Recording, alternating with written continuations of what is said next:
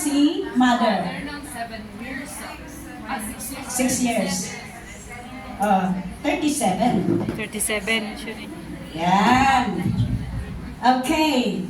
Ang anak po nila, they have 4. Okay. Si Reverend Adelaide Rachel Chungalaw.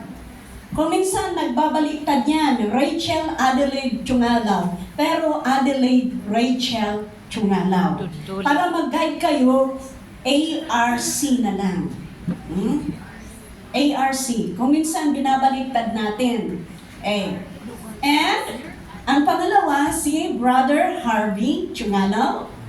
At ang pangatlo, si Reverend Aaron Harold Chungalaw. And ang pang-apat, si Attorney Michelle Chungalaw. Kaya, 4 po sila. Wala silang picture. Malalaki silang tao. Yan, ito po, Global Overseer, Pastor Rachel. Naka-base po siya sa Canada. Yan po ang asawa ng National Overseer po natin. Yan, pero wala si National dyan. Yan. Maganda sana kung may picture para makita ninyo, baka masabsabat ninyo, mamimit ninyo dyan, at bakit ano ba itong mga malalaking tao, baka sabi ninyo, ay anak pala nila Bishop. Yan. Yan ang pamilya. They have ilan grandchildren?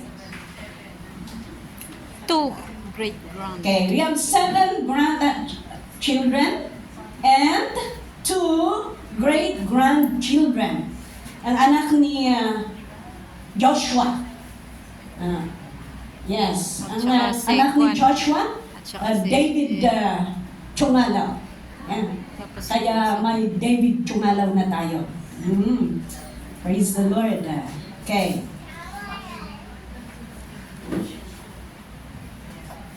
Okay. We have 400 full-time pastors and workers and about the same number of volunteers, self-supporting and willing to die for the gospel.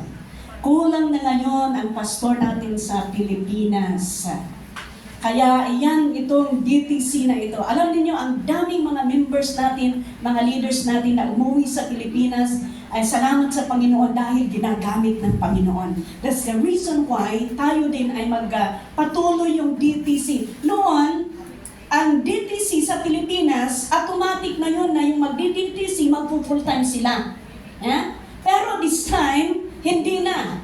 Kahit hindi mag-full time, it's good na mag-DTC yan. Kaya this is open for everybody because we know that the Lord is coming and God is preparing every one of us para kung sinong gustong magpagamit, gagamitin ng Panginoon saan ka man pupunta. The next slide, please. Okay. Yan ba? Ang next? Okay. May flag po tayo. Okay, tingnan niyo yung flag. Pwedeng i-flash mo yung flag. Ito ang flag po natin. Ito po ang finished product natin na flag.